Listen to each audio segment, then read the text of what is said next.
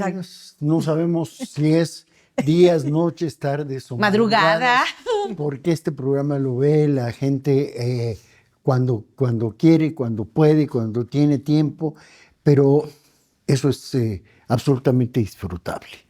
Cuando tienes la posibilidad de dedicarle tiempo a algo absolutamente distinto y salirte de tu rutina ya es una maravilla. y que lo puedas compartir, ¿no? También con algo y vénganse, vamos a verlo con el novio en la cama, con tus sobrinos, ¿no? Y eso se vuelve muy disfrutable. Que esto es lo muy padre que hacemos aquí, es decir, hacemos algo que verdaderamente disfrutamos enormemente, que es hablar de libros, recomendar libros. Aquí nadie que no le guste un libro viene a recomendarlo porque por obligación, para nada. Y creo que eso se nota, el entusiasmo que tenemos. Sí. Venimos además, somos voluntarios, somos gente que trabajamos en el Fondo de Cultura Económica, hacemos estos programas fuera de nuestro horario de trabajo, fuera de nuestros días de trabajo, con muchísimo gusto, porque pensamos que la lectura es la formación de la mentalidad crítica, del pensamiento amplio, de aprender de la vida y del pensamiento de otros hacia atrás, hacia adelante, y eso desde luego es una formación política indispensable. Entonces, pues eso es este programa Libros Militantes, y a eso es a lo que venimos. Adelante. Pues yo les voy a platicar de un libro que amo, adoro, idolatro, y que a pesar de que sonaron las campanas, vivo junto a una iglesia, y a pesar de que sonaron las campanas, los cohetes y todo, desde las 5 de la mañana, me quedé dormida, y entonces dejé olvidado los libros, pero por suerte aquí está. Y aquí está mi acordeón. Bueno, es que llega a pasar, ¿no? Digo, sí.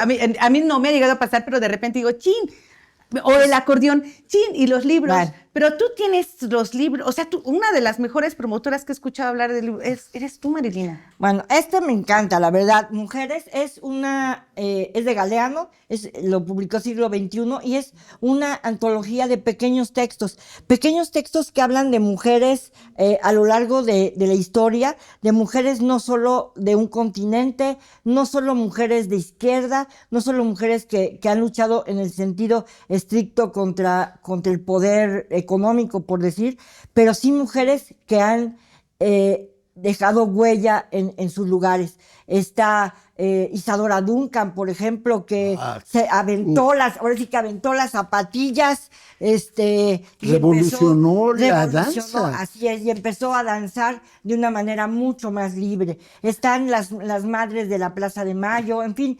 está Cleopatra, está Evita, Frida Kahlo, o sea, están luchas de mujeres en muchos sentidos. Están, por ejemplo, las hermanas Brontë, que publicaron como hermanos Brontë, sí. porque no podían publicar las mujeres en ese momento, ¿no? Sí. Entonces, la autora de Cumbres Borrascosas de Jenner, publicaron, ahora sí que por abajo, submecatum, por abajo del agua como hombres, pero eran mujeres. Entonces está también esa lucha de esas mujeres que tuvieron que disfrazarse de hombres para hacer lo que querían hacer. Entonces es la historia de la persistencia de las mujeres, es la historia son las muchas historias que van conformando esto. Es el derecho, hay uno que se llama, por ejemplo, uno de los relatos se llama Alarma Bicicletas, porque también es la lucha de las mujeres por el derecho a la sexualidad, al disfrute, al erotismo, que no tiene por qué un hombre o el patriarcado definirte cuándo puedes disfrutar de tu erotismo y con quién, y cuándo no hacerlo. Dice, Alarma Bicicletas. La bicicleta ha hecho más que nada y más que nadie por la emancipación de las mujeres en el mundo, decía Susan Anthony. Y decía su compañera de lucha Elizabeth Stanton, las mujeres viajamos pedaleando hacia el derecho al voto. Algunos médicos como Philippe Tissier advertían que la bicicleta podía provocar aborto, esterilidad, y otros colegas aseguraban que este indecente instrumento inducía a la depravación porque daba placer a las mujeres que frotaban sus partes íntimas contra el asiento. La verdad es que por culpa de la bicicleta, las mujeres se movían por su cuenta, desertaban del hogar y disfrutaban el peligroso gustito de la libertad. Esa es una de las historias. Sí. Cuando yo llego, por ejemplo, a una prepa a dar una plática sobre de fomento a la lectura, de mire, la lectura es muy padre, y veo que están todos así, que nos hicieron venir al auditorio a oír a esta señora, esta ruca, a ver qué nos va a aburrir, y entonces están así como... Y entonces digo, algo tengo que decir. Según cómo veo el público, es que los provoco. Y cuando les he leído las bicicletas, por lo menos hay risitas por aquí y por allá. Y eso está en los libros. O sea, no crean que los libros... Eso es lo maravilloso que hace Galeano. Sí. Es decir, de una situación muy concreta, cotidiana, lanza la parábola y de repente te enseña el mundo, decir... es la capacidad de las mujeres de desplazarse por sí mismas. ¿Sí? Imagínate lo que eso significa en términos de votar, ¿sí? En términos de emanciparse. De dejarte tu cabello suelto, lo que se te dé la gana, gritar, ¿no? De utilizar tu voz, que también ha estado muy reprimida. Sí, bájale el volumen. Otra de las historias, para que vean la diversidad de historias que hay en este libro y la capacidad de Galeano de resumir, de condensar una historia muy profunda en una página, en página y media, en fragmentos muy cortos. Esto es una historia que ocurrió en 1978 en La Paz, y es la historia de 5 mujeres que... esposas de mineros de un mundo muy pobre, o sea, mujeres muy pobres, mineras, que entonces deciden luchar contra la dictadura en ese momento en Bolivia, y desgraciadamente vamos por ahí ahorita. Y entonces deciden hacer una huelga de hambre, y cuando dicen, bueno, pero ¿cómo van a aguantar una huelga de hambre? Y dicen, vivimos en huelga de hambre, entonces no es que vaya a ser algo diferente. Pero ¿cómo creen 5 mujeres pobres, ignorantes, lo que dijeran? Cholitas, sí, ¿no? Cholitas, o sea, sí. ¿Cómo creen que ustedes van a poder atentar contra la dictadura? O sea, están perdidas, y empiezan ellas 5 con su huelga de hambre, y al rato se suma un sacerdote, y al rato se suman otras personas, y al rato esa lucha, perdón, pero me emociono muchísimo, esa lucha empieza a crecer y a crecer, a crecer, a crecer, y tumban la dictadura. Entonces, el cuentito, digamos, la historia corta se llama 5 mujeres. Dice, las 5 mujeres han volteado la dictadura militar. Es el resultado final de esta lucha. De 5 mujeres que se atrevieron, porque muchas de las historias que vienen aquí son mujeres que se atreven a hacer algo diferente, y que muchas veces las mujeres de la Plaza de Mayo, o sea, las señoras que se ponían su pañoletita y que ahí se ponían en la Plaza de Mayo, y cualquiera hubiera dicho, ¿cómo creen que ustedes van a poder hacer algo? Pues lo hicieron, ¿no? Se puede hacer. Entonces, es un libro de verdad. Es un libro súper entusiasta, maravilloso. A mí me gusta mucho porque además te lleva. Tú lees algo, lees Isadora y vas a buscar la biografía. Hay una autobiografía de Isadora que es maravillosa, muy buena. Mi vida. Sí, que es muy buena, muy sí, buena. Sí. Y yo la leí después de que leí esto, justo porque al ir leyendo este libro están las brujas. En el fondo tenemos un libro sobre las brujas. Tenemos una biografía de Cleopatra. Maravilloso. De Stacy Schiff. Y hoy el de la lucha de mujeres, ¿no? También que se acaba de publicar, también está buenísimo. En fin, de verdad, es una delicia. Y si estamos hablando de libros militantes, el resultado de la lectura de este libro es eso. La transformación sí es posible. Sí. Y la transformación no solo significa cambiar un régimen político por otro, no solo significa cambiar ¿cómo se llama? Que las fuerzas productivas estén en manos de una persona o de una colectividad. No solo es eso, es eso que hizo Isadora de aventar las zapatillas y bailar descalza. Son muchas cosas las que significan la transformación, y las transformaciones pequeñas que ya en comunidad se van convirtiendo en transformaciones de un país. Pues lo de estas mujeres, incluso en ese mundo obrero, en el mundo de los mineros bolivianos, el machismo arraigado hasta la médula. Y estas mujeres decidieron lanzarse y lo que genera, y eso es lo que es maravilloso, otra vez, esa gran salto hacia adelante, no ese disparo hacia adelante de Galeano de decir, esta pequeña lucha, esta lucha emancipadora Puede hacer la gran diferencia. desatar la caída de una dictadura, ¿no? Y de una dictadura militar, además. Acciones subversivas. O sea, que no las proyectan y que la literatura, a través de la narrativa o la poesía, hace y deja manifiesto estas acciones que provocan y que nos enaltecen y que forman historias, porque estas historias son las que transforman, como bien dices, comunidades. Sí, así que de verdad. ¿Y cuál es la que más te gustó, Marilina? Hijo, no, así, todas, ¿cuál es la porque preferida? más bien todas las uso, como te digo, es Mujeres de Galeano, no se lo pierdan, de verdad. Vamos a volver a traer seguramente a Galeano a este programa, pero depende del contexto en el que estás, porque a veces sirve una, a veces sirve otra historia, pero es utilísimo. Claro. ¿Y dónde se puede conseguir ese libro? ¿Es En fácil? todos lados, es muy fácil de conseguir, en cualquier librería prácticamente. Ahora, el siglo XXI está haciendo una reedición Sí. de prácticamente todos los textos de Galeano. Es Está más o muy- menos es muy sencillo fácil de de conseguir. conseguir. ¿Y tú qué nos traes? Ah, bueno, a propósito de los cambios y las comunidades. Bueno, pues fíjense que me encontré este libro, acá, ahí va. Me lo encontré, ya lo tenía, y lo había como leído, porque aparte lo puedes leer como de saltos, ¿no? Y ahorita con todo este trabajo que estamos haciendo desde el Fondo de Cultura Económica, con las comunidades lectoras a través de clubes de lectura, salas de lectura, encuentro un eco de diálogo. Podrás estar de acuerdo, podrás no estar de acuerdo. Otras cosas pueden ser importantes para el trabajo de día a día, pero creo que de verdad, es uno de los libros que cualquier militante tendrá que leer, tendría que hacerlos para tomar instrumentos. ¿Por qué, María? ¿Por qué? ¿Por qué qué? ¿Por qué tendrá que leerlo? Sí, claro. Porque toma instrumentos para la acción. Un militante acciona a través de las condicionantes o el contexto donde se encuentre. Entonces, en esta acción de transformación, tendría que también ser consciente de utilizar herramientas y las herramientas importantes en este caso es la palabra y la memoria.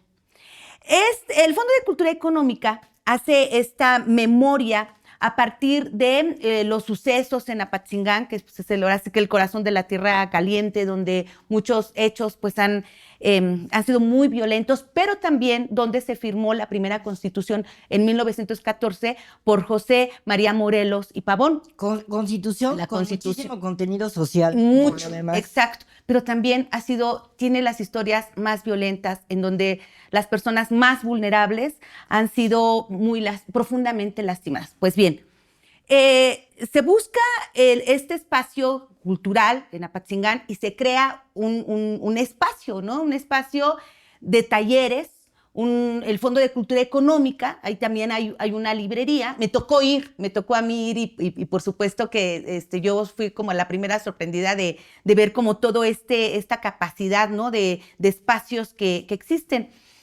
Se hace con el fin de invitar personas, hacer talleres, hacer diálogos, hacer invitación a niños, a las personas más vulnerables, niños, jóvenes y mujeres.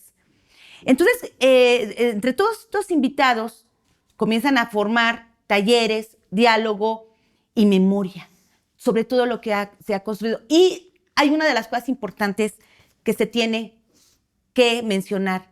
Hay que mencionar, hay que decir, hay que profundizar en esto que imaginamos, porque solamente cuando imaginamos podemos crear fisicalidad y acción de las cosas. Si no somos capaces de imaginar, no podemos llevar a cabo esa transformación. Por eso estos cuentos son magníficos, ¿no? Estos de Galeano. Por eso también estos testimonios que se encuentran en este libro son importantes por hacer. Bueno, pues uno de los personajes que trae a cuenta esta memoria es a Jorge Melguizo, que es un periodista, transformador social, que en Medellín, Colombia, hizo, junto con todo un equipo, un trabajo importante. Medellín era uno de los municipios, uno de los municipios más violentos a nivel mundial. Y entonces comienzan a pensar que la transformación tiene que venir desde otro lado, desde la palabra, desde la memoria, desde los libros, desde la lectura cultura. Y desde la organización comunitaria. Y por supuesto comprometer a lo que son estos tres órdenes, que es el federal, el municipio y por supuesto todos los agentes, ¿no?, que se encuentran también ahí vinculados. Pero tiene que haber este diálogo, tiene que haber conexión. Entonces, bueno, comienzan ahí a trabajar en Medellín, se vuelve todo un modelo de transformación. Hoy estaría súper bien ahorita ver cómo hay más turismo, esa transformación que hubo. Y entonces, bueno, pues él viene y habla sobre este tema que me gustaría un poquito hablarles. O sea, hay mucho, aquí hay demasiado para poder aquí ya lo encontré. Y aparte, bueno, claro, el modelo de cultura de paz, yo hasta este momento pienso que debería de estar, o no nos damos cuenta que sí está en todos estos trabajos y proyectos que hemos tenido. Cuando hablamos de lectura, cuando hablamos de promoción y fomento a la lectura, por supuesto que está vinculado este espacio que es la cultura de paz. Dice, los horrores y dolores de Apatzingán y de tantos otros lugares de México, de Colombia, de Latinoamérica, del mundo, tienen que poder convertirse en el punto de partida para construir la esperanza. Esperanza que no olvide esos horrores y esos dolores y se convierta en la posibilidad de pensar juntos las salidas, de soñar juntos los caminos, de construir juntos las transformaciones necesarias. Esperanza para no tener más 6 de enero, para no escuchar nunca jamás la frase que aún resuena en estas calles: mátenlos como perros. Esperanza de que no haya impunidad. Esperanza de que ningún civil se alce en armas por ninguna circunstancia. Y continúa con todos estos testimonios. Aquí lo que podemos nosotros denotar es cómo a través de la cultura, a través de la educación, a través de la organización comunitaria se puede transformar. ¿Y con qué herramientas? Con la palabra, con el diálogo, con la memoria. Y justo estas reuniones que se hacen, ¿no?, que entre los talleres, que si de fotografía, que de pintura, que si de danza, que es para recuperar, para hablar, para entablar, para crear comunidad, que eso es lo importante. Y creo que de verdad es un libro que, aparte, bueno, aquí también hay una sistematización para poder organizarse comunitariamente, te invita a pensar, del otro lado hay que leer muy bien a la comunidad, hay que hacer un diagnóstico, pero sobre todo hacer acciones de transformación y no olvidar que la palabra y la memoria son 2 herramientas importantes. Por eso me parece fundamental que podamos hablar de libros, que podamos hablar de autores y que podamos también hacer esta reflexión de ¿qué libros hay que leer? O sea, cuando hablamos de libros militantes, ¿qué libros son los que nos pueden provocar para alimentarnos y para transformarnos primero nosotros? Ya estoy hablando aquí al micrófono. Transformarnos nosotros y luego poder transformar el afuera, ¿no? Entonces, bueno, pues no se olviden. Yo creo que es un libro en donde pueden ustedes tomar muchas herramientas, no estén de acuerdo, más, menos, son diferentes contextos, pero creo que en América Latina lo que hemos vivido es un contexto muy similar de violencia y un trabajo que tenemos que seguir desarrollando para visibilizar a las minorías, porque no se puede hablar de contextos o de cultura de paz si no existe el diálogo con todo y por supuesto, el medio ambiente. Y fíjate cómo también, no nada más los libros, la cultura. El maestro Abreu, cuando forma el sistema de orquestas juveniles en Venezuela, decía que era fundamental, dice, un chico que toma un violín ya jamás va a agarrar una pistola. Y demostró con hechos, es decir, bueno, ahora tenemos al maestro Dudamel, nada menos que uno de los mejores directores del mundo, y se formó ahí desde niño. Sí, y bueno, ahí esa transformación, es decir, la cultura como un elemento de transformación y de eliminación de la violencia, el dar oportunidad a los chicos de que encuentren caminos diferentes, porque de repente es como meterse en un callejón sin salida y lo único que ven es esto, el ser el más violento, el ser el más atrabiliario, y eso les da, y de repente dicen, no, el ser el mejor violinista, el leer el mejor libro, te puede cambiar el sentido de la vida, ¿no? Sí, sí. Fíjate que cuando se formaron los libroclubes, de los primeros libroclubes que se formaron en el gobierno de Cuauhtémoc Cárdenas, fue el de Miravalle.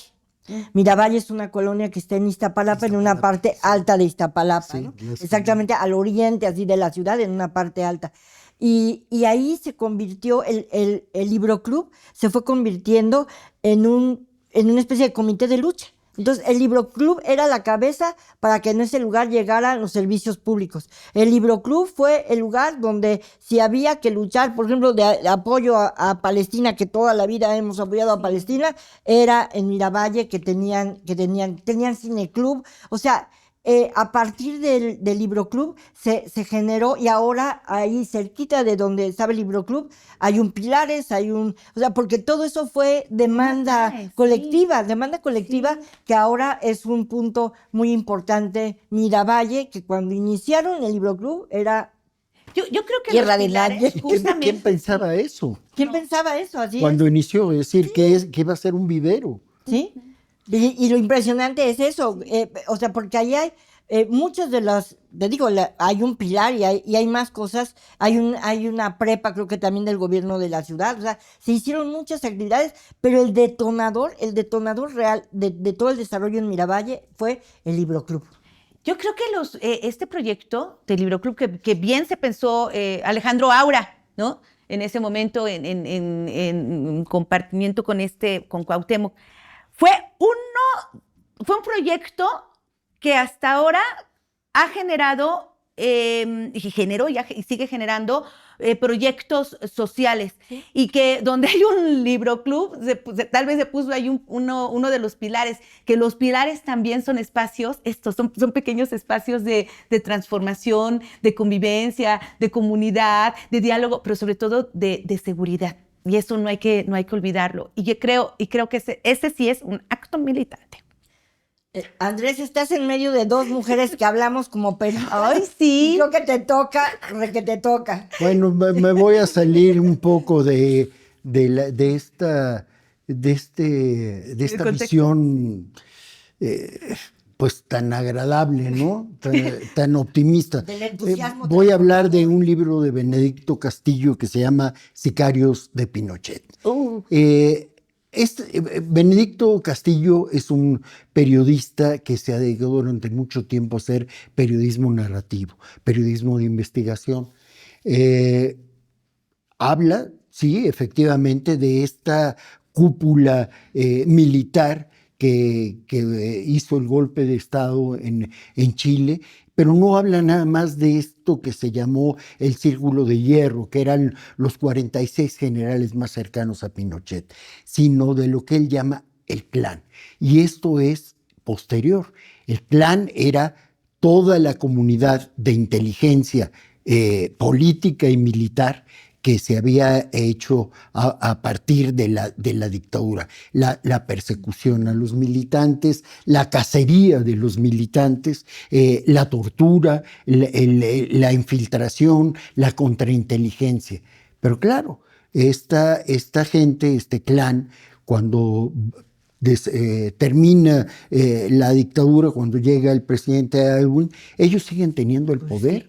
Pinochet sigue siendo el jefe de las fuerzas militares. Es decir, ¿qué es lo que nos está planteando Benedicto Castillo? Que ahí había un esquema de impunidad absolutamente extendido.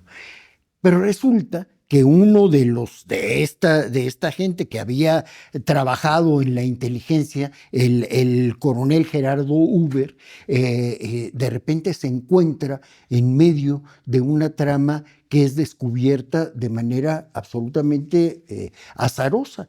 Un vuelo que va a Panamá y luego a Miami y luego a Hungría, que evidentemente pues prende todos los focos rojos, es decir, la CIA, que no es porque sean unos angelitos, sino lo que pasa es que de repente se dan cuenta que les estaban pisando el negocio, que sus socios se estaban agandallando del negocio. Es un vuelo de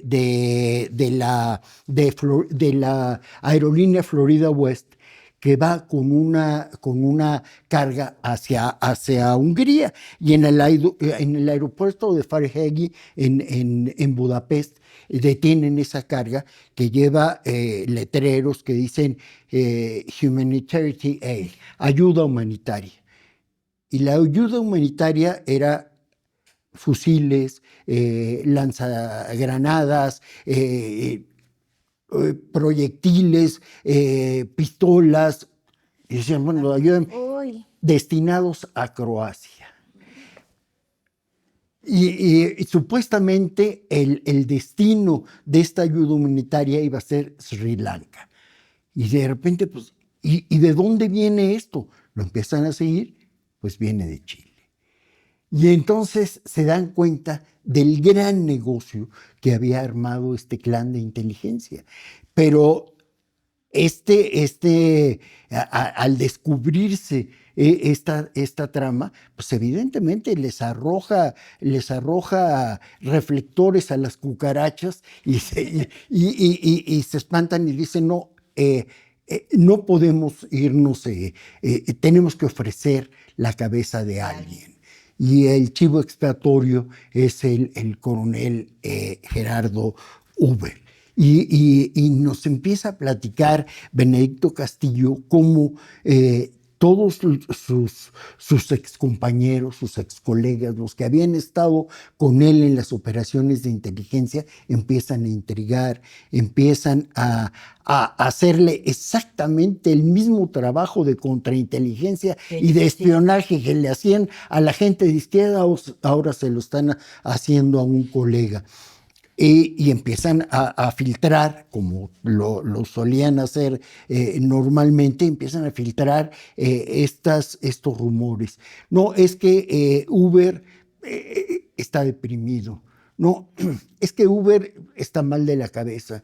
No, es que Uber es inestable. ¿Pero por qué? Porque se dan cuenta y supieron que Uber había copiado muchos de los documentos y los había escondido y los tenía. En esos documentos se podía seguir exactamente la trama de este negocio. Y en ese entonces, acuérdense ustedes, la ONU había decretado un embargo de armas hacia Croacia. Y muchos de los nazis de Croacia habían trabajado en la dictadura de Pinochet. Por eso es por lo que habían estado también en la comunidad de inteligencia. Y entonces, pues ahí, ¿qué pasa? Y entonces van poniendo a Uber en una situación en la que su familia empieza a ser hostigada, a sus hijos, niños, los empiezan a maltratar, inclusive físicamente, sus excompañeros, ¿no? Y de repente se dan cuenta de que el coronel Uber se suicida. Pero es un suicidio muy raro y un suicida muy extraño. Un suicida que se esmerila las yemas de los dedos para que no se le vean las huellas digitales, ¿no? Extraño.